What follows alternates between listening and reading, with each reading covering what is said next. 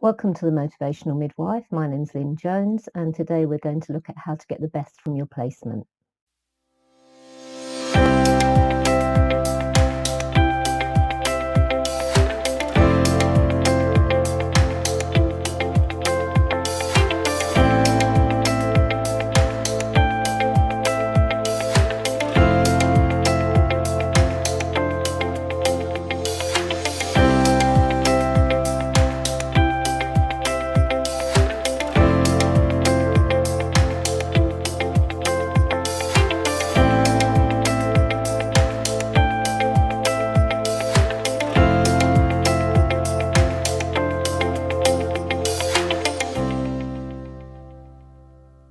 So today I thought I'd just do a short video sharing my thoughts about how things you can do to actually help you get the best from each placement area.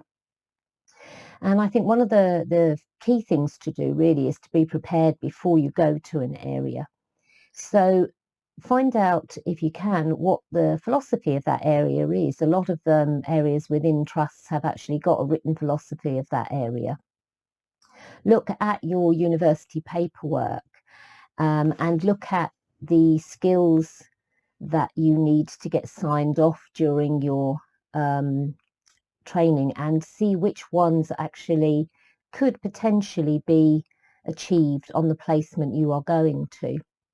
Very often I found that some students forget to look back at their paperwork, and they come to the end of a placement and then they realise that they've missed opportunities when they were on a previous placement. And actually that's, for example, community, anything to do with really getting booking skills signed off really needs ideally to be done in a community setting, because that's where you're going to get most exposure to it. And often students have not realised until they've left that placement that there are some things they can only get signed off in that area. And then it makes it very stressful because you have to try and arrange to go back to that area just to get those few things signed off. So be prepared before you go to an area. Have a really good look at your paperwork and the skills and competencies that you need to get signed off when you're in any particular area, and earmark which ones you think you can achieve on that placement. Now, most supervisors are going to be really struggling at the minute to find a lot of time to actually sit down and go through your paperwork with you. So the more organised you can be, the better it is for your supervisor. I quite like my students to come with a bit of paper, to be fair, with a list of things they'd like to achieve whilst they're on a particular placement, and then we can decide together on any given shift what we can work towards. It keeps you more focused, I think. It's also a good idea to really try and familiarise yourself with normal ranges of things. So, for example, normal ranges of maternal observations. If you're going to a community placement, then have a look at what best practice is for undertaking antenatal care in the community, and also postnatal care in the community, obviously, because you do a bit of both. Have a look if you're going to a delivery suite area or a birthing area, then have a revisit of what normal labour care is before you get there. What's expected of you.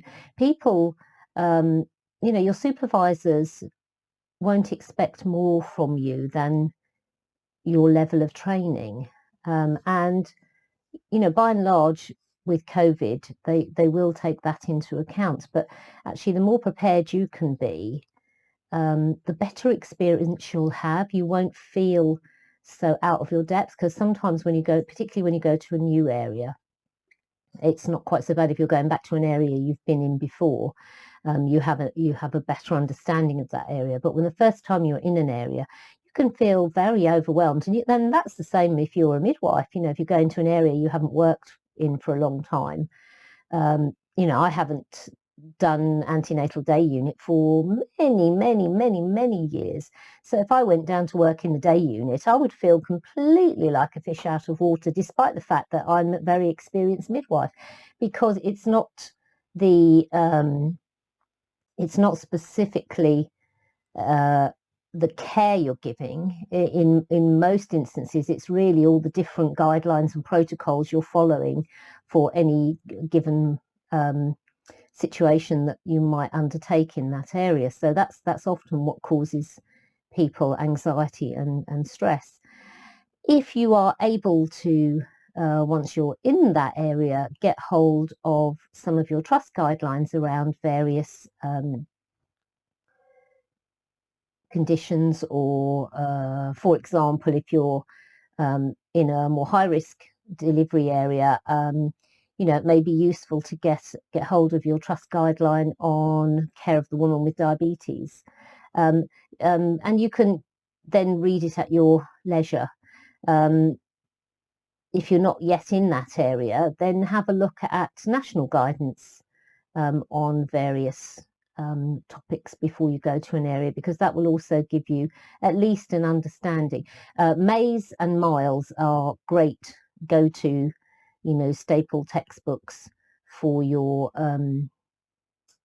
underpinning knowledge. They're both excellent textbooks, and there are a large number of other textbooks as well, but those are often the most two well-used books in midwifery training. So they're a good one to go back to, even if you're just reading the chapter on a particular thing before you go out to a placement area. Don't be afraid to ask your supervisor questions. Be mindful when you ask the questions. It's never a good idea to ask questions in front of the women,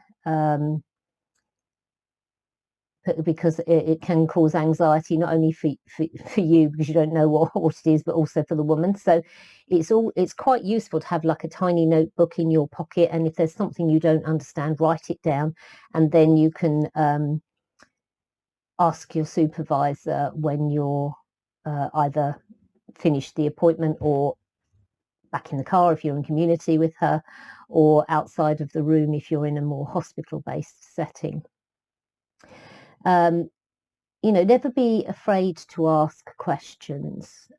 It's how you learn. If you and don't be afraid to say you're not sure, you don't know. Nobody's going to sort of glare at you. Well, some people might, but most people won't. Most people will be quite understanding that you are a student and you're learning. And you never really stop learning, I mean, I've been a midwife well over 30 years, and I'm still learning stuff, and because stuff changes all the time, so it's constantly evolving in maternity care. Stuff that was commonplace when I trained is, kind of out with the arc now, and then there is some stuff that's went out and has come back in again. So things are constantly evolving, so please don't be afraid to ask questions. It's a good thing to ask questions, just be mindful when you ask them. Don't be afraid to speak to the obstetric staff as well, because actually they have a different knowledge base. They are definitely skewed towards more high risk stuff, and they are in the main, I have always found obstetric staff very helpful. We're very fortunate at the trust I work at in that we have a very good working relationship with our obstetric team, and they love to teach, which is great, and they are very, on the whole, they are extremely supportive of students and getting students opportunities to learn. One of the things that often comes up for your skills is opportunities to undertake episiotomies or suturing. And I've always say to students that work with me, if the woman you're looking after is going to be having an instrumental delivery, forceps or a ventouse, there is a likelihood that she may be going to get an episiotomy. So, ask the woman, but ask the doctor as well if you can be involved in either infiltrating the perineum or actually undertaking the episiotomy. By and large, people are extremely accommodating, and then you have exposure to that experience in a real situation as opposed to a simulated situation, which isn't quite the same. Doing an episiotomy on an orange is not quite the same as doing an episiotomy on a real person. Likewise, suturing on a foam block is not the same as suturing on a real person, but obviously it's key that we get consent from the woman as well.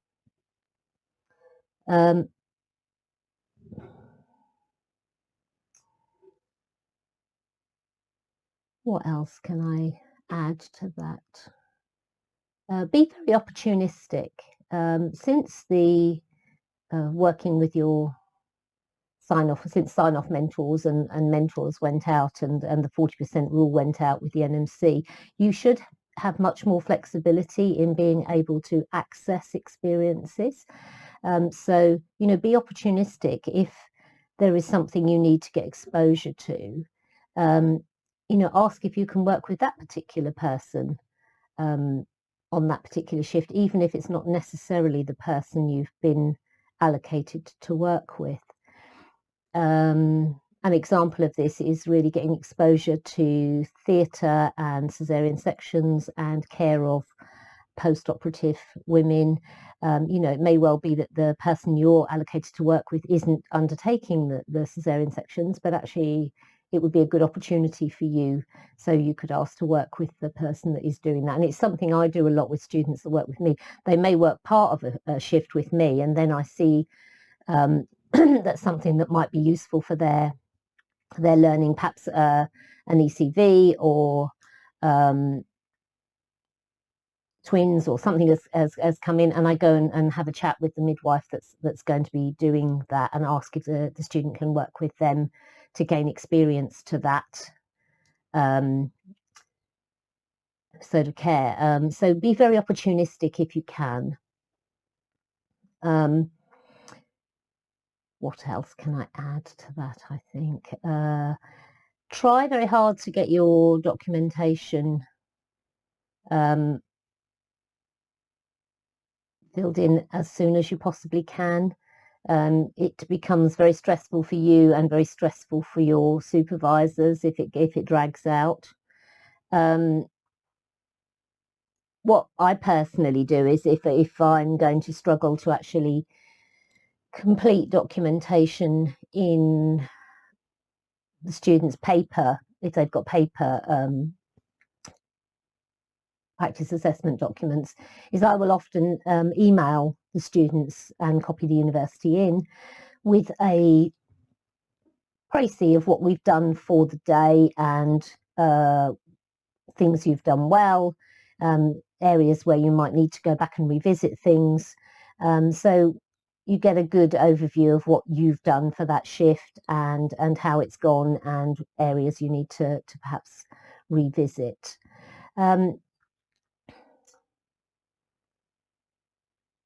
Enjoy your shifts. Enjoy the area that you're working in.